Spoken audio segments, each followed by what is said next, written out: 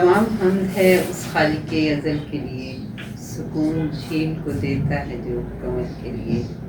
میں ان کے نام سے کرتی ہوں ابتدائی کلام، کہ جن کے نام فرشتوں نے بھی سننے کے لیے۔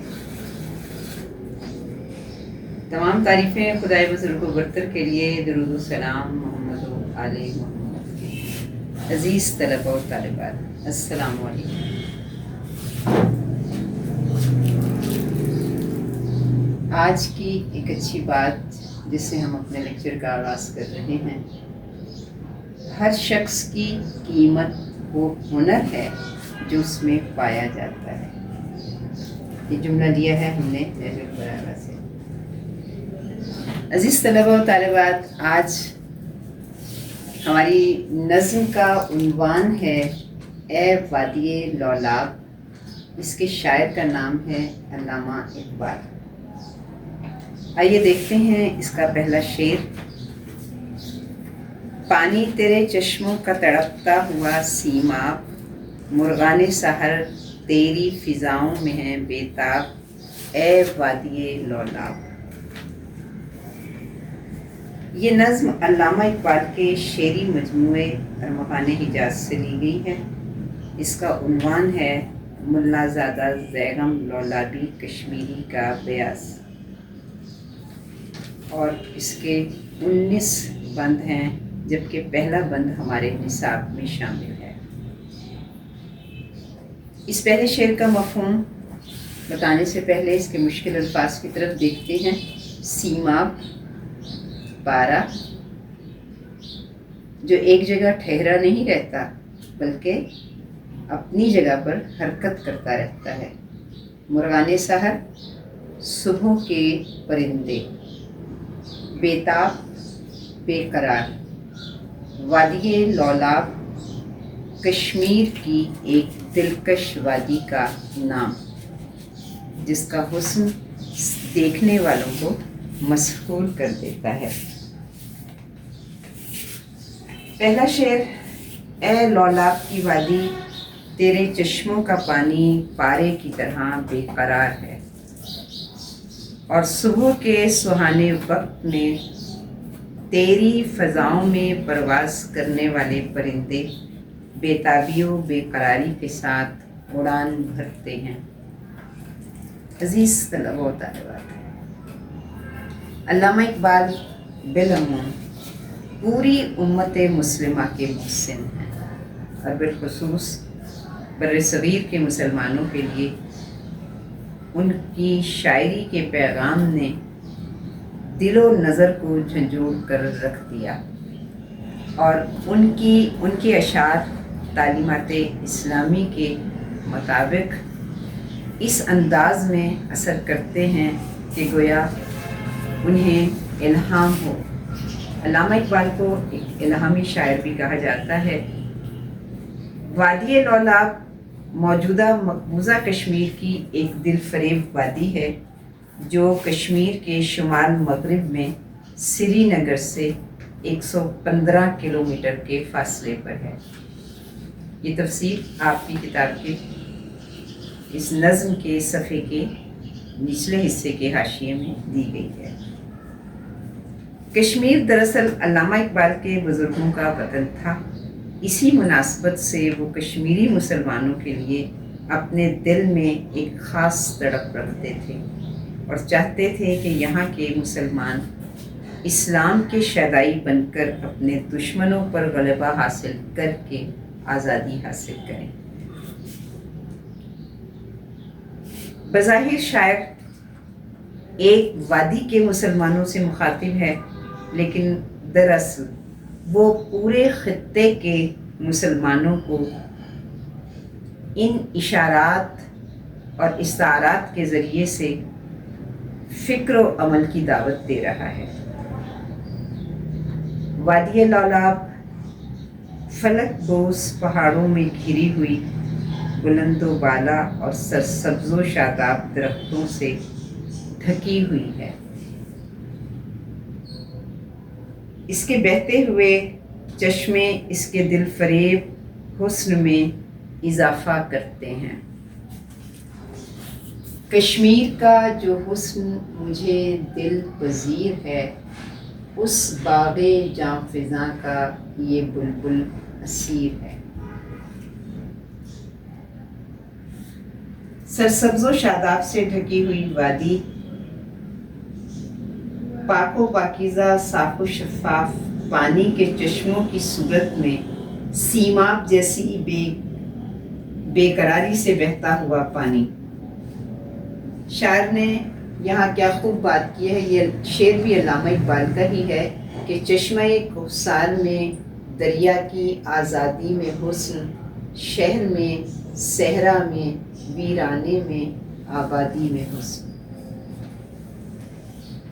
یہاں پہلے شعر کے پہلے مصرے میں سیماب کی کیفیت بتا کر شاعر نے یہ اظہار کیا ہے کہ پارے کسی بے قراری سے بہنے والا پانی۔ دراصل پانی کے بہنے کی اضطرابی کیفیت میں شاعر نے مسلمانوں کے ان خراب حالات کی نشاندہی کی ہے جس میں وہ زندگی بسر کر رہے ہیں، اور ان کی زندگی فکر و عمل سے بالکل خالی ہے کہ انہیں اپنی کامیابی حاصل کرنے کے لیے جد و جہد کا کون سا رخ اختیار کرنا ہے۔ یہاں شاعر نے حسن فطرت کے ذریعے، یعنی پروردگار عالم نے کسی بھی شے کو بغیر قدر کے پیدا نہیں کیا، بلکہ ہر چیز اپنی زبان بے زبانی سے، گویا کائنات کی بے جان چیزیں بھی اپنی زبان سے یہ اظہار کر رہی ہیں کہ زندگی عمل کرنے کا، حرکت کرنے کا کام ہے۔ پانی کا مسلسل بہنا منزل کی جانب قدموں کو بڑھانے کا ایک ایسا اشارہ ہے کہ اگر ہم رک گئے تو رکنا جمود ہے، موت ہے، جبکہ چلتے رہنا جو ہے وہ زندگی کی علامت ہے۔ گویا چشمے کا پانی ہمیں حرکت کی دعوت دے رہا ہے۔ مستے میں خرام کا سن تو صحیح پیام، تو زندہ وہی ہے، کام کچھ جس کو نہیں قرار سے، یعنی رکنا موت ہے۔ دوسرے مصرے میں شاعر نے صبح کے وقت پرندوں کی ہوا میں پرواز، اپنے مقاصد کے حصول میں سرگرم عمل رہنے کی جانب اشارہ کیا ہے کہ پرندے صبح ہی صبح اپنے ٹھکانے سے اڑتے ہیں اپنے رزق کی تلاش میں، اور دن بھر اپنے آشیانے سے دور رہ کر اپنے اس عمل کو جو پروردگار عالم نے انہیں وصیت کیا ہے اس پر کاربند رہتے ہیں، اور جھٹپٹے کے وقت اپنے آشیانوں کی طرف لوٹ آتے ہیں۔ ان کی یہ جد و جہد، مسلسل اڑان ہمیں کامیابی سے اپنی منزل کی طرف جانے کا اشارہ دیتی ہے کہ اگر ہمیں اپنے مقاصد میں کامیابی حاصل کرنی ہے تو ہمیں ہمہ وقت سرگرم عمل رہنا ہوگا۔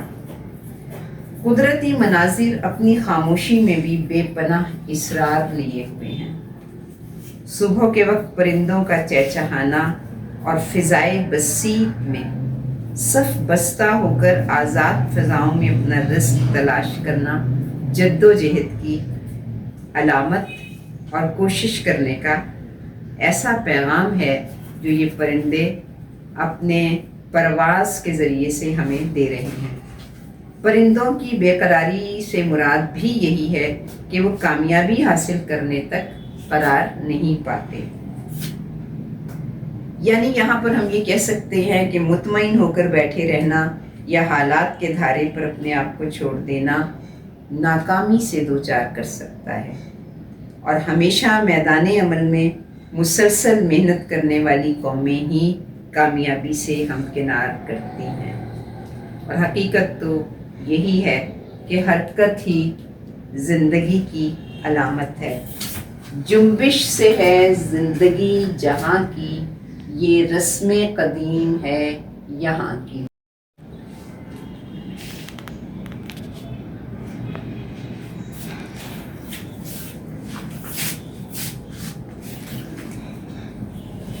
جی امید ہے کہ پہلا شعر آپ نے اچھی طرح سے سمجھ لیا ہوگا. اب آتے ہیں دوسرے شعر کی طرف. پہلے ہم مشکل الفاظ کے معنی دیکھیں گے. شعر ہے: گر صاحب ہنگامہ نہ ہو منبر و محراب، دین بندہ مومن کے لیے موت ہے یا خواب. صاحب ہنگامہ، ہلچل مچا دینے والا یعنی جوش دلانے والا. منبر، امام مسجد کے خطبہ دینے کی اونچی جگہ. محراب، امام مسجد کے کھڑے ہونے کی جگہ نماز کے وقت میں. دین یعنی مذہب اور اسلام. اس کے علاوہ یہاں پر بندہ مومن سے مراد وہ انسان ہے جو صدق دل سے کلمہ پڑھتا ہے اور مذہب اسلام کی تعلیمات پر عمل کرنے کا پابند ہے. موت اور خواب دونوں ایک ہی کیفیتیں ہیں کہ جس میں انسان غفلت کا شکار ہوتا ہے اور اسے بالکل یہ خبر نہیں ہوتی کہ وہ کہاں ہے اور کیا کر رہا ہے. آئیے دیکھتے ہیں اس کے مفہوم کی طرف. پہلے شاعر بظاہر وادی لولاب سے ہی مخاطب ہے. وادی لولاب کے مسلمان ہی نہیں بلکہ وہ پوری امت مسلمہ سے ہی مخاطب ہو کر ان میں ایک احساس ذمہ داری پیدا کرنے کا اشارہ دے رہا ہے کہ اے وادی لولاب، اگر منبر و محراب پر کھڑا ہونے والا اپنی ذمہ داری معرفت کے جوش و جذبے سے ادا نہیں کرتا، صاحب ہنگامہ یعنی ہلچل مچا دینے والا. آئیے دیکھتے ہیں اس کا مفہوم. اے وادی لولاب، اگر منبر و محراب پہ کھڑا ہونے والا معرفت کے جوش و جذبے سے خالی ہے تو پھر ایمان لانے والوں کا دین موت ہے یا صرف خیال و خواب. یعنی یہاں پر شاعر یہ بتا رہا ہے کہ مسجد ایک ایسی جگہ ہے کہ جہاں سے امت مسلمہ کو بہترین پیغامات ملنے چاہیے، امت مسلمہ کا دم بھرنے والوں کی بہترین تربیت و رہنمائی ہونی چاہیے، اور وہ پیغامات وہاں سے دیے جانے چاہیے جن پیغامات پر عمل پیرا ہو کر امت مسلمہ ترقی کی روشوں کو نہ صرف یہ کہ اپنا سکے بلکہ اپنی قوم کو ایک ترقی یافتہ ممالک کی فہرست میں لے جائے. اور حقیقت بھی یہی ہے کہ دین اسلام ایک ایسا دین ہے جو خدا کا پسندیدہ دین ہے اور زندگی کا مکمل دستور حیات. مگر افسوس زمانہ حال میں منبر و محراب پر منبر پر خطبہ دینے والے اور محراب عبادت میں کھڑے ہونے والے معرفت کے جام سے خالی ہیں. یعنی وہ خطبہ بھی دے رہے ہیں، وہ نماز بھی پڑھا رہے ہیں، لیکن ان کے خطبوں میں، ان کی نمازوں میں اثر انگیزی شامل نہیں ہے.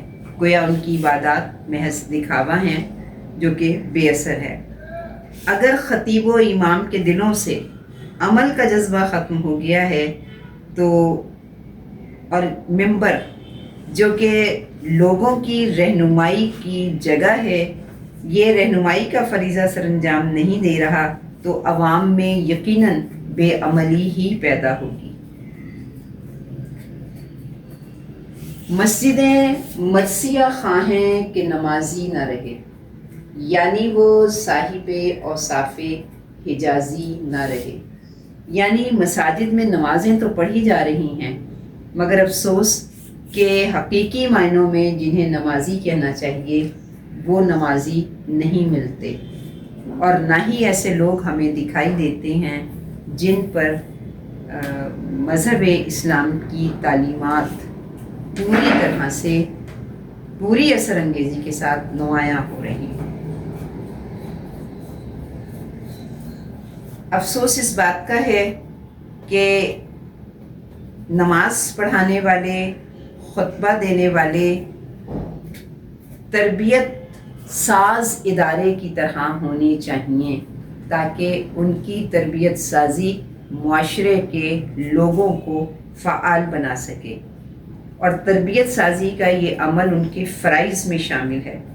اگر ہم ماضی کی طرف جائیں تو یہ دیکھتے ہیں کہ رسول اکرم صلی اللہ علیہ وآلہ وسلم کے دور میں آپ ممبر پر بیٹھ کر ہی تمام امور کو طے کیا کرتے تھے۔ تعلیم بھی وہیں دی جاتی تھی، جیسا کہ صفہ کے طالب علم جن کو کہ وہیں پر ان کے قیام اور طعام کا بندوبست تھا اور انہیں تعلیم دی جاتی تھی۔ اگر مال غنیمت آ رہا ہے تو اس کی تقسیم بھی وہیں مسجد سے ہو رہی ہے، اور اگر جہاد کی تیاری ہے تو بھی مسجد ہی مرکز ہے، اور اگر لوگوں کے درمیان انصاف کی عدالت لگانی ہے تو بھی ممبر سے ہی یہ کام کیا جا رہا ہے۔ گویا مسجد جو ہے وہ ایک تربیت ساز ادارے کا نام ہے اسلام میں، مگر افسوس کی تربیت ساز ادارہ صرف نمازوں کے اوقات میں کھلتا ہے اور باقی وہ بالکل خاموش ہے اور اپنا کام، اپنا فرض اس انداز میں ادا نہیں کر رہا، اور اسی بنا پر امت مسلمہ حرکت و عمل سے دور ہو رہی ہے۔ عبادات پر بھی زور دینے والے زندگی کے معاملات پر توجہ نہیں دے رہے، اور حقیقت ہے علامہ اقبال نے ہی کہا کہ عمل سے زندگی بنتی ہے، جنت بھی جہنم بھی، یہ خاکی اپنی فطرت میں نہ نوری ہے نہ ناگی ہے۔ اقبال کی شاعری مسلسل کوشش و عمل کا ایسا پیغام ہے جو فکری دنیا میں انقلاب پیدا کر سکتا ہے، بشرطے کہ ہر فرد اپنی جگہ اپنی ذمہ داریوں کو پوری دیانتداری کے ساتھ سر انجام دے۔ مذہب اسلام سعی و عمل یعنی کوشش اور عمل کے ساتھ اور سربلندی کے ساتھ زندگی بسر کرنے کا پیغام دیتا ہے، اور ہم نے سربلند کیسے رہنا ہے، ہم نے اپنی زندگی کو عمل کے ساتھ کیسے جوڑنا ہے، یہ پیغامات دین اسلام کی تعلیمات دینے والوں کا فریضہ ہے کہ وہ اسلام کے ادبی پیغام کو مؤثر انداز میں کس طرح سے پہنچائیں، اور اگر اثر انگیزی کے ساتھ وہ یہ پیغام پہنچانے میں ناکام رہ جاتے ہیں تو پھر یہ دین کی آزادی اور ترقی جو ہے، قوموں کی آزادی اور ترقی جو ہے وہ محض خواب و خیال کی بن کر رہ جاتی ہے۔ اگر دین حقیقت یہی ہے کہ اسلام کا پیغام پھیلانے والے علماء و خطیب اپنے کردار و گفتار میں اثر پیدا کر لیں، بقول شاعر کے دل سے جو بات نکلتی ہے اثر رکھتی ہے، تو یقیناً معاشرے میں کردار سازی کا عمل تیزی کے ساتھ پھیل سکتا ہے۔ اور علامہ اقبال نے یہ دعا کی ہے کہ جوانوں کو میری آہ سحر دے، پھر ان شاہین بچوں کو بالوں پر دے، خدایا آرزو میری یہی ہے، میرا نور بصیرت عام کر دے۔ شاعر کا درد یہی ہے کہ ہم اسلامی تعلیمات پر پورے طور پر اگر عمل پیرا ہو کر کام کریں تو یہ کوشش اور جدوجہد ہماری قوم کو بہترین کامیابی اور ترقی کے راستے پر گامزن کر سکے۔ عزیز طلباء و طالبات، اس کے ساتھ ہی ہمارا شعر نمبر 2 کی تشریح تمام ہوئی۔ انشاءاللہ اگلے شعر کے ساتھ اگلے لیکچر میں پھر حاضر ہوں گے۔ اس وقت تک کے لیے خدا حافظ۔